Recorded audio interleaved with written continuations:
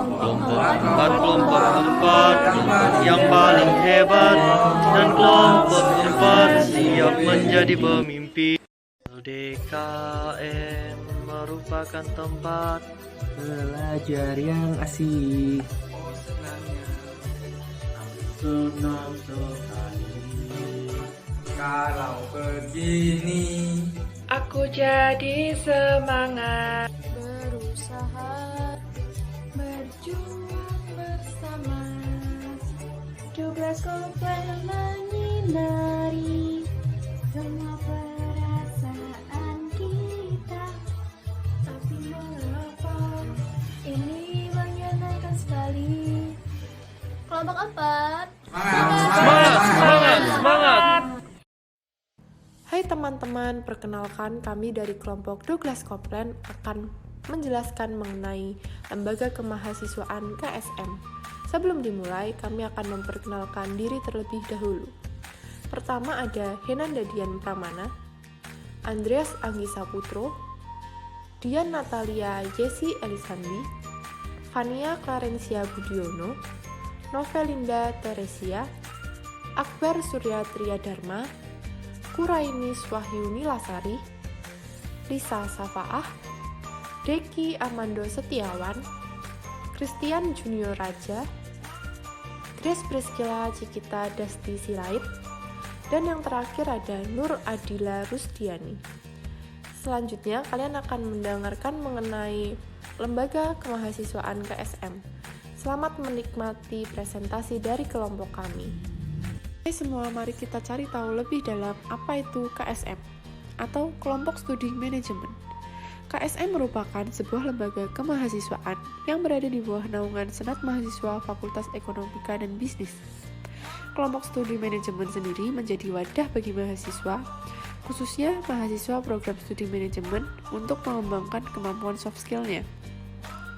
Kalian tahu nggak, pada awalnya KSM itu merupakan kelompok belajar mahasiswa manajemen aja loh, yang sering berdiskusi tentang materi perkuliahan. Namun, seiring berjalannya waktu, KSM ini berkembang dengan ide-idenya, yang kemudian merealisasikan ide-ide tersebut dalam suatu kegiatan yang dapat mengembangkan kemampuan akademik maupun non-akademik mereka berupa hard skill maupun soft skill. Wah, keren banget ya KSM itu. Yang selanjutnya, mari kita bahas mengenai visi dan misi KSM yang dibuat oleh Malvin Himawan, Ketua baru KSM periode 2020-2021. Visi yang pertama merupakan sebagai wadah mahasiswa manajemen Fakultas Ekonomika dan Bisnis untuk mengembangkan mahasiswa dalam bidang akademik dan akademika. Yang kedua, sebagai wahana untuk membina persaudaraan dan sikap intelektual mahasiswa serta menjadi wadah untuk menyalurkan aspirasi yang bertanggung jawab. Untuk misinya, yang pertama ada mendorong dan mengembangkan sikap pemikiran yang kritis, prinsipal, dan kritis realistis. Kedua, membuat kegiatan-kegiatan yang dapat meningkatkan soft skill dan hard skill mahasiswa. Ketiga, membuat kegiatan dengan inovasi baru dan target pencapaian yang lebih tinggi. Keempat, turut membina terbentuknya angkatan pemimpin masyarakat yang selain dilengkapi dengan bekal ilmu pengetahuan dan kepakaran tertentu. Tujuan umum dari KSM, yaitu yang pertama ada memberikan kontribusi terhadap Universitas Kristen Satya Wacana. Lalu yang kedua, yaitu mengembangkan potensi mahasiswa-mahasiswa di dalam bidang non-akademik, yaitu contohnya berupa kemampuan soft skill. Tujuan khusus dari KSM, yang pertama membuat lembaga kemahasiswaan KSM Fakultas Ekonomika dan Bisnis Universitas Kristen Satya Wacana semakin dikenal oleh masyarakat luas dengan mengadakan kegiatan-kegiatan seperti seminar atau talk show, lomba-lomba, pelatihan, dan kegiatan lainnya yang menjaring peserta dari berbagai universitas maupun masyarakat umum. Lalu yang kedua ada meningkatkan minat para mahasiswa maupun mahasiswi untuk mendaftar dalam lembaga kemahasiswaan KSM. Selanjutnya kita akan membahas tentang sosial media dari KSM. KSM memiliki 3 sosial media yaitu Facebook, Line, dan Instagram. Facebooknya adalah Kelompok Studi Manajemen, lainnya adalah BAK 6629J dan Instagramnya adalah ksm_swcu. Apakah KSM sudah ada penghargaan atas prestasi yang dicapai? Tentunya sudah. Misalkan seperti KSM menjadi himpunan mahasiswa prodi terbaik sebanyak 5 kali dan KSM juga menjadi maba wajib LK terbaik sebanyak 1 kali. Acara-acara apa yang berada di bawah naungan KSM? Ada 3 acara. Yang pertama adalah EVIK, yang kedua adalah NESCO, dan yang terakhir adalah NTD. Kurangnya peminat pubdoc biasanya terjadi karena mahasiswa belum mengenal apa itu pubdoc, sehingga minat peserta pubdoc tidaklah banyak dan masih sedikit yang bisa mengedit, jadi sepi peminatnya. Sebaliknya, yang sudah ahli atau mengenal apa itu pubdoc biasanya sudah banyak bergabung di SDTF dan kebanyakan juga sudah bergabung di Fungsio, unit-unit dan LK lainnya. Banyak mahasiswa yang belum punya peralatan seperti kamera atau HP yang mumpuni. Hal seperti itu juga mempengaruhi minat seseorang pada pubdoc. Baik, permasalahan kedua unit KSM adalah kurangnya partisipasi MWLK atau kurangnya peminat MWLK KSM. Kenapa sih kok bisa kurang peminat dari MWLK KSM? Nah, KSM sendiri nggak tinggal diam dong atau tidak melakukan apa-apa. KSM melakukan berbagai upaya untuk membangkitkan minat mahasiswa untuk mengikuti maba wajib LK KSM. Mulai dari memberitahukan menggunakan email, chat di grup, atau membicarakan secara langsung. Namun, apa yang terjadi? Peminat maba wajib LK KSM tetap cenderung sedikit. Apa mungkin karena persyaratannya yang terlalu berat dan langkah-langkah pendaftarannya yang terlalu rumit? Atau mungkin kurangnya sosialisasi dari KSM tentang MWLK itu sendiri?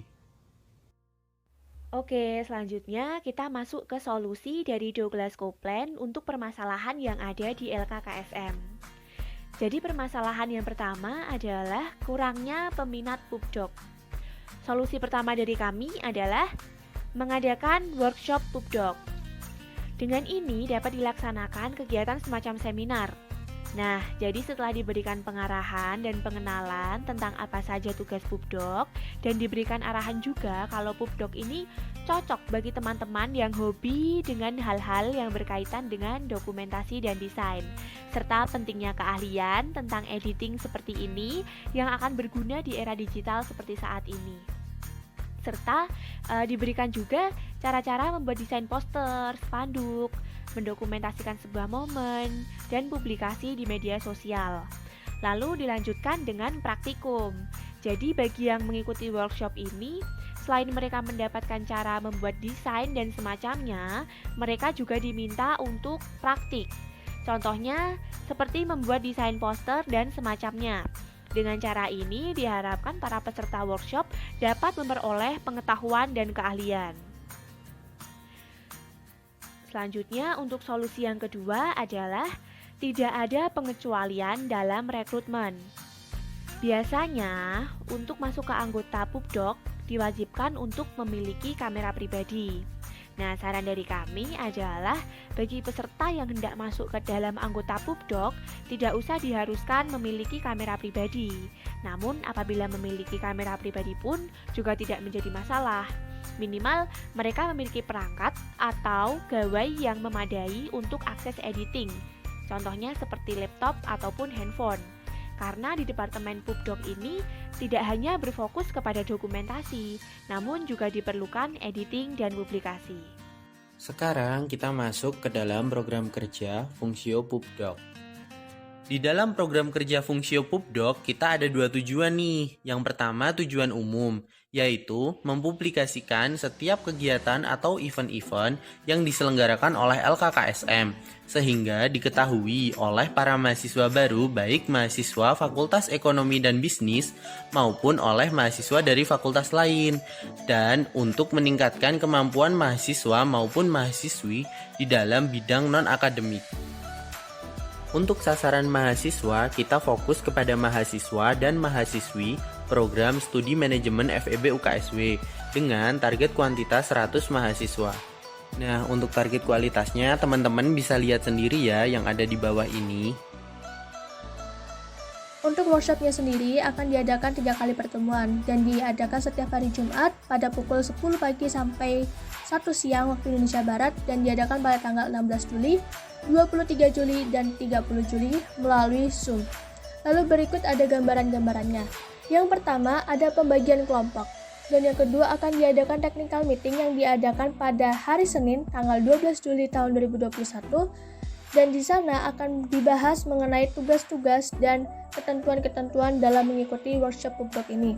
Dan yang ketiga, benefit yang didapatkan oleh peserta yaitu peserta dapat menerima sertifikat dan bisa juga dicairkan dalam bentuk poin loh.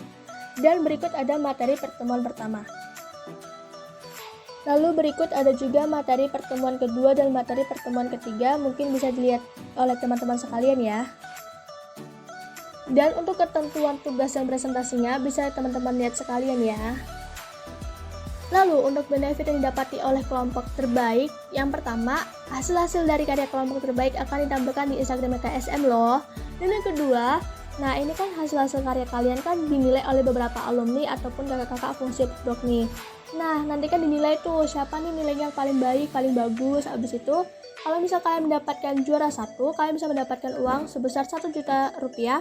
Dan juara kedua mendapatkan uang sebesar 750.000 rupiah. Dan juara ketiga mendapatkan uang sebesar 500.000 rupiah. Menarik bukan? Berikut ada rekapitulasi anggarannya ya teman-teman. Oke, pada slide kali ini kita akan membahas tujuan umum apa sih yang kita buat untuk program kerja kali ini. Yang pertama yaitu meningkatkan minat mahasiswa dalam mengikuti lembaga kemahasiswaan di dalam Fakultas Ekonomi dan Bisnis. Yang kedua, memperkenalkan lembaga kemahasiswaan yang ada di Fakultas Ekonomi dan Bisnis. Lanjut, untuk tujuan khususnya sendiri, yang pertama yaitu menciptakan anggota KSM yang memiliki kemampuan dan pengetahuan.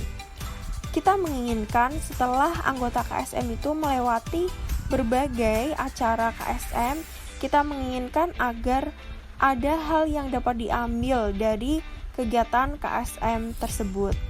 Yang kedua, memperkenalkan lembaga kemahasiswaan KSM kepada mahasiswa Fakultas Ekonomi dan Bisnis. Tujuan ini agar para mahasiswa itu familiar dengan KSM dan berminat untuk mengikuti KSM. Yang ketiga, meningkatkan minat mahasiswa untuk mengikuti MWLK KSM. Acara ini dibentuk agar para mahasiswa itu minat untuk mengikuti MWLK KSM sendiri. Yang terakhir adalah menjadikan KSM sebagai lembaga kemahasiswaan yang tetap diminati mahasiswa FEB dari tahun ke tahun. Jadi acara ini tuh agar menarik para mahasiswa untuk mengikuti MWLK KSM agar pesertanya itu dari tahun ke tahun itu stabil. Siapa sih sasarannya untuk mengikuti acara pada program kerja ini? Sasarannya adalah mahasiswa-mahasiswa FEB UKSW terutama program studi manajemen. Selanjutnya, target kuantitasnya itu berapa sih? Target kuantitasnya itu sekitar 200 mahasiswa. Untuk target kualitasnya sendiri, peserta mampu menjadi anggota KSM yang disiplin, bertanggung jawab, bertutur kata sopan, dan mampu berkomunikasi dengan baik antara sesama anggota, sesama mahasiswa lain maupun dengan dosen, dan bahkan di masyarakat sekitarnya. Di sini ada strategi pelaksanaan kegiatan KSM, di mana yaitu ada kegiatan yang satu, fun game bersama KSM yang akan dilaksanakan setiap 2 bulan sekali. Pelaksanaan ini akan diadakan di ruang lingkup UKSW. Jadi gambaran dari kegiatan ini kita dapat bersenang-senang bagi seluruh anggota KSM. Selain itu, diharapkan agar dengan kegiatan ini para anggota KSM dapat menjalin kekeluargaan dengan anggota yang lainnya. Dengan begitu, para anggota KSM ini akan dituntut untuk bergotong royong dan bekerja sama antara anggota satu dengan anggota yang lain untuk meraih sebuah tujuan bersama, yaitu kemenangan. Jadi kita akan membagikan atau memberi sebuah hadiah bagi para pemenang juara 1, 2, dan 3. Selanjutnya yang kedua di sini ada kegiatan yang bernama Serawung KSM, di mana kegiatan ini akan dilaksanakan sebulan sekali di hari weekend. Pelaksanaan kegiatan ini akan diadakan di luar kampus. Kenapa kita memilih kegiatan ini dilaksanakan di luar kampus? Karena kita harapkan dengan suasana yang baru, para anggota tersebut tidak akan merasakan kebosanan karena tempat rapat dan suasana rapat yang sangat sama terus di dalam ruang lingkup kampus tersebut. Jadi kita bisa bersenang-senang, bercanda gurau bersama anggota lainnya, tetapi tetap fokus pada tujuan kita, yaitu rapat untuk menyelesaikan masalah ataupun memberikan kegiatan untuk kemajuan ke depan KSM-nya sendiri. Selanjutnya ada kegiatan lainnya, yaitu seminar ataupun webinar yang akan diadakan setiap 2 bulan sekali pada hari Sabtu maupun hari Minggu. Pelaksanaan ini kita akan melalui via online, yaitu Zoom maupun Google Meet, dimana dengan gambaran kita akan mengundang para pembicara dari luar UKSW ataupun dari jurusan UKSW sendiri. Diharapkan juga dengan pembicara tersebut kita para anggota dapat termotivasi oleh para pembicara tersebut untuk kemajuan bersama, yaitu mencapai tujuan KSM sendiri.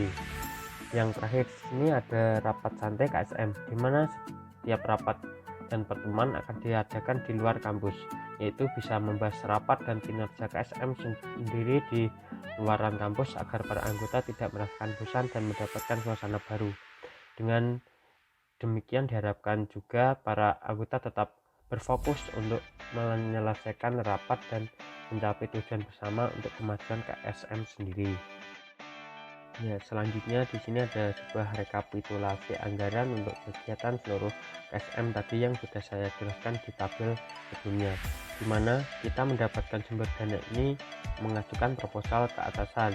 Yang pertama kita mendapatkan sumber dana dari Ikama sebesar 3 juta, yang kedua dari PLK sebesar 1.500.000, yang terakhir dari kas KSM sendiri sebesar 500.000, di mana total keseluruhan sumber dana yang kita dapat sebesar 5 juta rupiah. Diharapkan dengan seluruh dana yang kita dapat sendiri, kita dapat memaksimalkan kegiatan KSM dan memajukan KSM sendiri untuk mencapai tujuannya. Itu sebuah kemenangan bagi KSM dan dapat membuat para anggotanya itu merasa nyaman. Dari kejadian yang telah dipaparkan di atas, maka kami menyimpulkan bahwa KSM perlu mengencarkan kembali program pelatihan PUBDOK. Namun tidak hanya sekedar pemberitahuan, tetapi juga membuat acara lebih menarik. Nah, di balik itu juga KSM perlu untuk mengadakan seminar PUBDOK supaya terlihat bagaimana hasil pelatihan PUBDOK tersebut. KSM juga perlu mengembangkan MWLK dengan cara mengadakan event-event kebersamaan. Nah, selanjutnya untuk yang terakhir yaitu saran dari kelompok kami terhadap KSM, yaitu yang pertama adalah untuk meningkatkan minat baik mengikuti MWLK atau menjadi panitia acara di bawah KSM, terkhususnya panitia PUBDOK. Maka KSM bisa membuat promosi yang berisikan kegiatan-kegiatan yang menarik dari MWLK atau panitia acara sehingga bisa menarik minat mahasiswa untuk bergabung dengan kegiatan tersebut. Nah, untuk yang kedua, kedepannya juga KSM bisa membuat program kerja yang lebih kreatif dan variatif yang bisa menarik mahasiswa baru untuk ikut mengikuti kegiatan tersebut. Itulah sekiranya saran yang bisa kami berikan kepada KSM. Tapi sebelum mengakhiri presentasi, aku ada pantun nih. Pagi-pagi minum kopinya di balkon. Inilah akhir dari presentasi kami. Terima kasih sudah menonton.